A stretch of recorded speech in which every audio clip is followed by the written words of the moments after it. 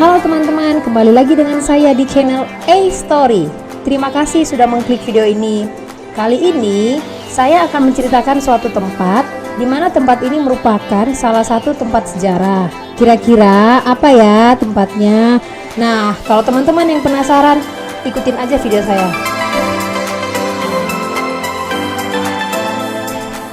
Nah, betul sekali, tempat yang saya maksud adalah tempat pengasingan Bung Karno yang terletak di Jalan Perwira. Jalan Perwira ini terletak di Kota Ende. Kota Ende itu terletak di Pulau Flores, Provinsi NTT. Kota Ende dikenal sebagai tempat lahirnya Pancasila. Di sini juga tersimpan sejarah dalam pergerakan kemerdekaan Indonesia.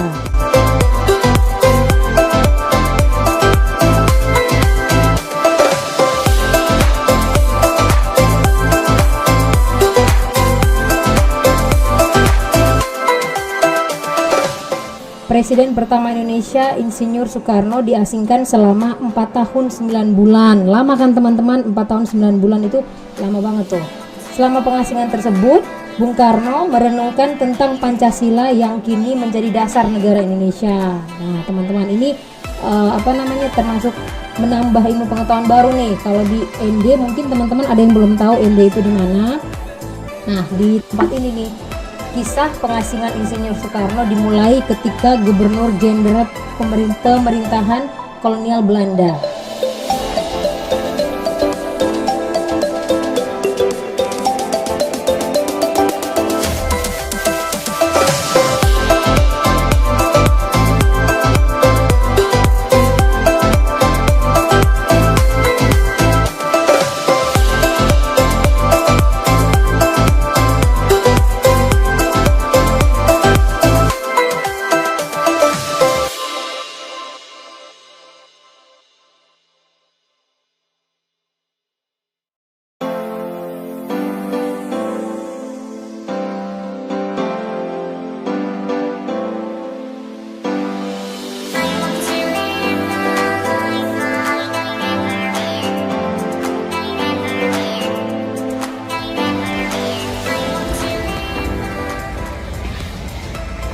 Halo, kembali lagi dengan saya. Nah ini apa sih, Serambi Soekarno.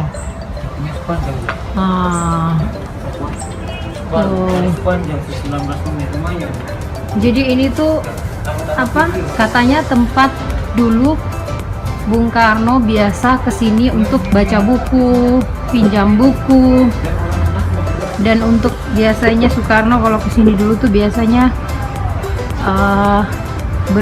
bertukar pikiran dengan Romo dan pastor-pastor yang ada di sini. Nih tempatnya nih, di belakang gereja katedral ND.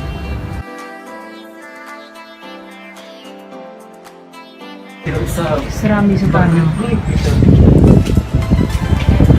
Tuh, jadi ini tempatnya nih, ada lukisan, ini juga ada patung. Jadi di ND ini banyak sejarah sih tentang Bung Karno. Jadi harus kesini, wajib kesini kalau yang pengen tahu ceritanya.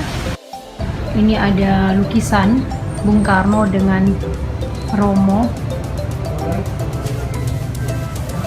yang dahulu kala yang bertugas di sini. Di sini ada sih sedikit penjelasan. Tuh. Nanti kalau teman-teman kesini, teman-teman bisa langsung baca sendiri atau mungkin cari tahu sendiri dengan narasumbernya langsung. Mungkin di sini di dalam ini tempat buku-buku Bung Karno yang biasa yang ditulis mungkin, atau buku-buku yang biasa dipinjem atau dibaca. Nah bisa langsung ke sini. Saya kurang tahu persis ya cerita dengan jelasnya gimana sejarah dari Serambi Bung Karno ini. Nanti kita tanya ke narasumbernya ya teman-teman, tapi kita belum ketemu nih narasumbernya yang ada di sini. Beliau mungkin lebih tahu persis ceritanya bagaimana Serambi ini dulu, cerita Serambi ini dulu gitu. Nih tempatnya kayak klasik gitu. Jadi kursinya rotan nih, masih kayak dari zaman dahulu banget nih kursinya. Mungkin dulu tempat kursi ini tempat Bung Karno duduk membaca sambil bercerita atau sambil bertukar pendapat dengan pastor atau romo yang ada di sini. Nyaman banget sih tempatnya. Nah, di tiap meja ini nih ada kayak apa ya, serambi Bung Karno. Dia kayak riwayatnya mungkin ya. Tuh. Ini kita bertemu dengan bapak narasumbernya. Ini masih asli. Selamat siang. Dari mana ini? Kami dari Ende. Dari Ende? Iya. Dari Ende? Iya. Belum pernah ke sini? Belum. Aduh, gimana? Kita besar di luar tuh, Romo. Oh. Saya baru datang dari Bali. Dari silakan. Iya.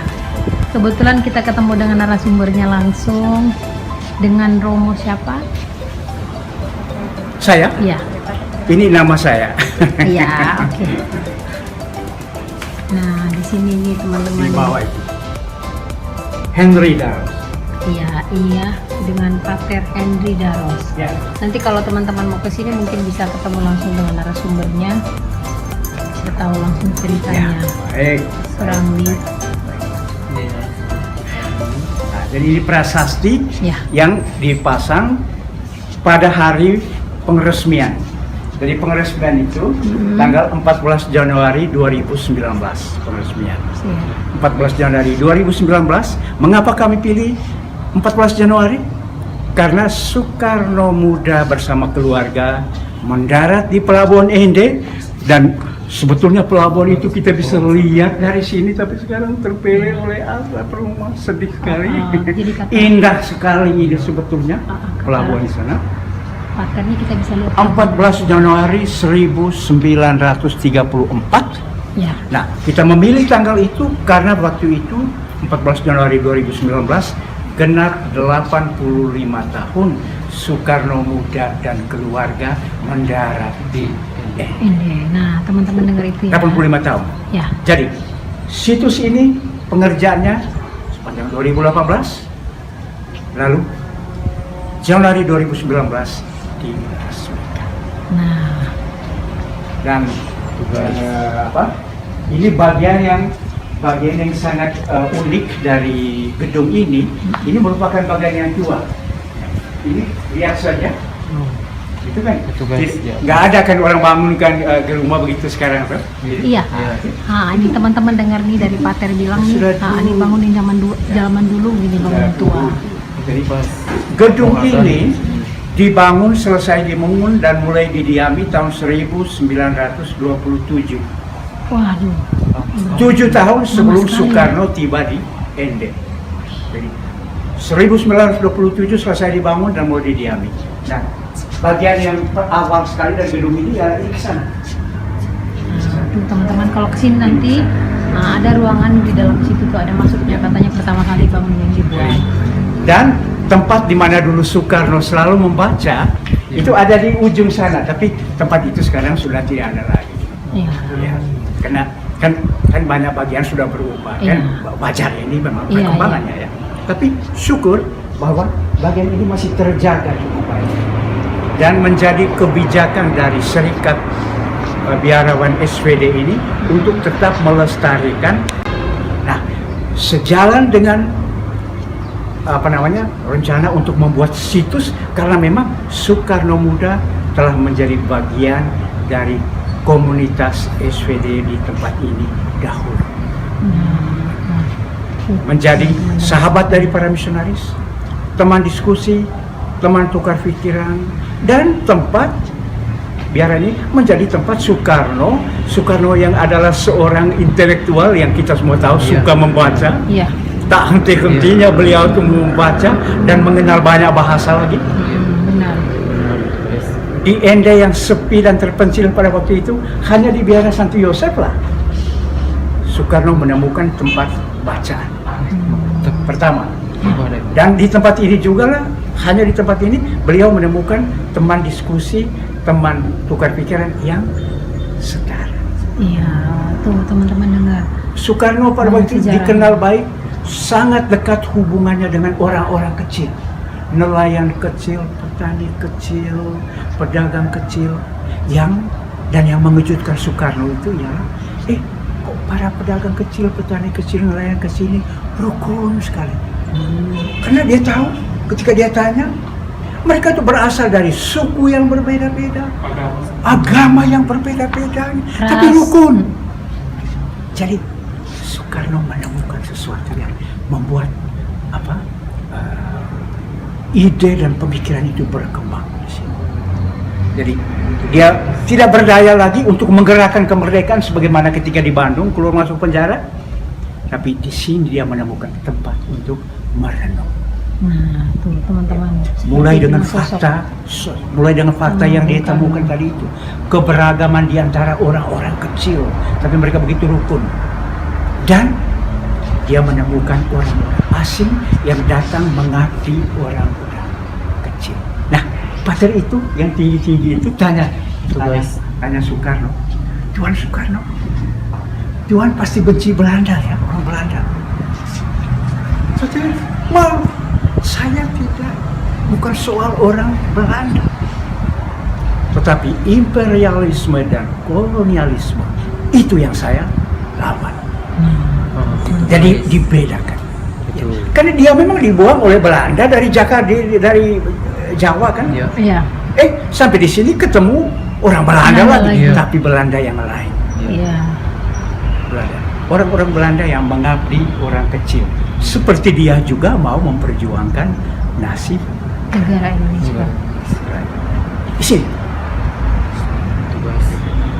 Tuh, teman-teman dengar ya, itu Bagaimana? cerita bagaimana sosok Bung Karno waktu ada di ND, Sanggar. di tempat ini di apa namanya? Serambi Bung Karno. Yang biasa Gitu. Oh, Jadi gedung. banyak hal-hal positif Gedung. yang Ya. diberikan oleh Bapak Soekarno. Gedung Immaculata itu tempat Soekarno mementaskan 13 tonil yang dia tulis. Sebetulnya ada 12 tonil, tapi ada satu tonil yang 2 seri, jadi menjadi 13. Dan itu dipentaskan seluruhnya di gedung yang dikenal sebagai Gedung Immaculata. Saat ini kalau kalian tanya Gedung Immaculata di mana, orang tunjuk di bukit. Ya, aslinya dulu di bawah ini satu kompleks ada ini di sana. Di bagian belakang dari percetakan Arnoldus itu. Itulah aslinya, dan disitulah Soekarno mementaskan 13 naskah. Karena memang gedung itu juga berada di bawah pengawasan para misionaris. Yang dipakai sebagai gedung serbaguna, paroki pakai, ini intern pakai, luar juga pakai.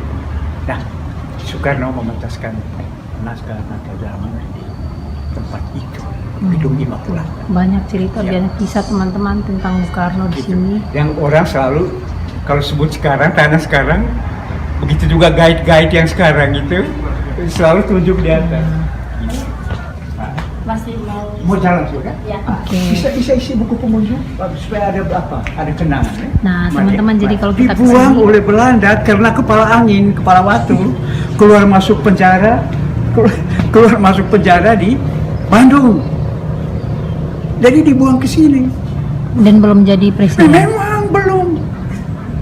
Dan tentu saja orang Belanda bilang ini orang pokoknya mereka harap supaya nasibnya atau nyawanya yang cepat berakhir. Dan jangan kembali lagi ke Iya. Jakarta ya, ibu kota ya. Makanya dibuang gitu. Karena dibuang ke sini tuh teman-teman dengar. Mungkin Beliau belum jadi sudah dengar presiden. cerita itu 28 keluar masuk penjara kan dia tidak tobat-tobat. Maka tanggal 28 Desember 1933 pemerintah Hindia Belanda memutuskan kita buang orang ini ke ND. Keputusan 28 Desember Teman-teman dengar 1933. sejarah ini. Ada satu orang namanya Mr. Thomas diutus oleh pemerintah Hindia Belanda ke Bandung untuk sampaikan hasil keputusan itu. Dan dia langsung tanya, Soekarno langsung tanya istrinya, Ibu Inggit saat itu Inggit, pertama kali. Inggit sayang, Soekarno tanya, Inggit sayang, mau ikut juga? Dia kan harus tanya istri, mau ikut juga? Inggit bilang apa? Jangan ke tempat nasi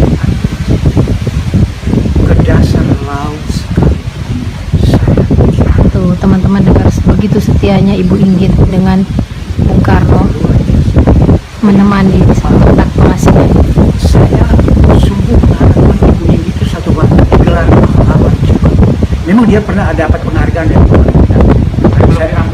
Saya lupa nama penghargaan apa namanya. Dia layak digelar pahlawan. Soekarno selama di Bandung betul didukung oleh Ibu Inggit dan keluarga dengan namanya Ibu Amsi. Nah, tapi dia kaget. Ya kalau jangankan ke tempat asingnya, ke dasar laut pun saya. Tapi dia kaget sendiri. Begitu romantis. Dia kaget apa? Dia kaget karena Ende itu di mana? Kalau Flores itu ya saya dengar-dengar. Inde itu di mana ya? Sementara bingung pikirkan jawabannya yang sasarannya dia sendiri tidak tahu jelas. Tiba-tiba Ibu Amsi Mertua. bundanya, mama mertua dari Soekarno, Iya. bilang apa? Saya juga Ikut. Begitu setianya menemani Bung Karno ya. kaget ibunya. Kenapa dia kaget? Karena mamanya ini sakit-sakitan. Kok mau ikut? Tapi Apalagi Inde yang belum tahu tempatnya di mana. itu membangkitkan semangat dan mereka kompak untuk datang bersama dengan Soekarno. Dan tidak sampai 1 bulan kemudian tiba di sini. Keputusan kan 28 Desember 33. Tiba di sini 14 Januari 34. Itu teman-teman. Jadi begitu setianya Ibu Inggit bersama dengan ibunya menemani Bung Karno untuk